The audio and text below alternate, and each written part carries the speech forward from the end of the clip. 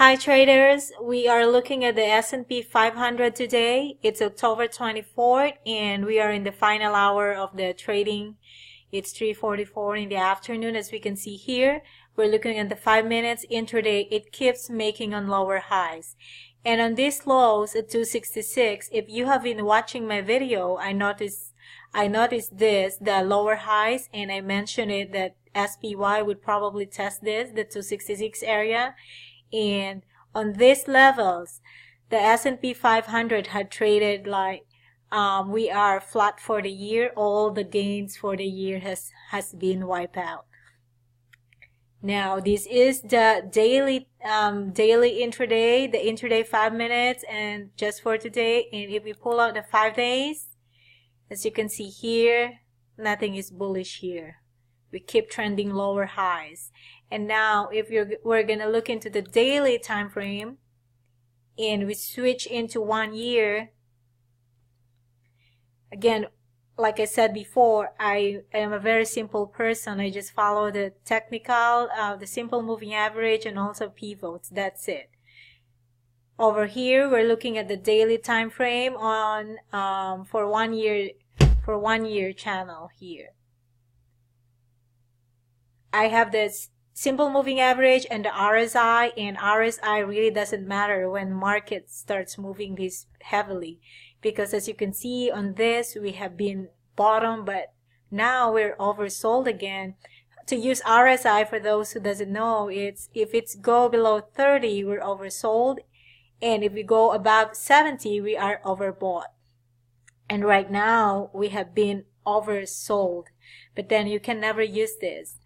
As you can see here in the 1 year trend for SPY, correction is okay. Correction is normal, like this one on the February we have this, and then the April, and then here at the 293 tapping here, and then losing the holy grail, the 200-day moving average.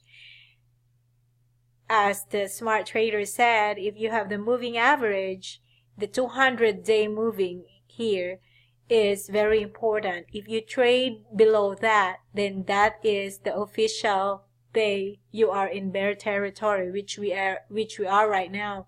As you can see, yesterday the S&P tried to close green for the day, as it's the day one, it reaches to below 200-day, and now the second day, this is a very bearish candle, engulfing candle right here. As you can see, we are at lower highs and then lower lows, and we are below 200-day moving average. So while we say that correction is normal in the market, which is true, right now the 293 area to this low, the S&P has lost 9.3% from the 293 area to 266.7, approximately about 9.3%. In the textbook, it is said that for the bullish pullback, it is normal to have the 10% correction, which is what we are experiencing right now.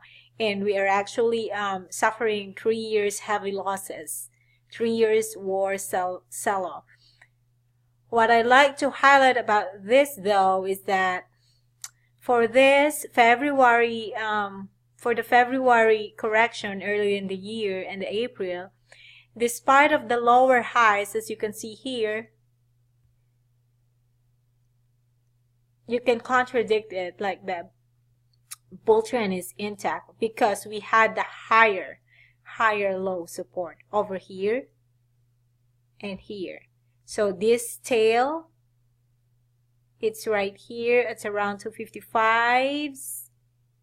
And then this, it would be about 257. So it is higher low, despite of the higher low support, despite the lower high resistance. You can contradict, but this one, it's a different story, because everything is just lower highs.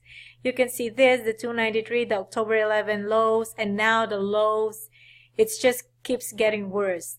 So at the time of this film, it keeps dropping 2.56%, the S&P 500, and today the selling starts off when the U.S. existing home sales, new home sales, is down by 5.5%.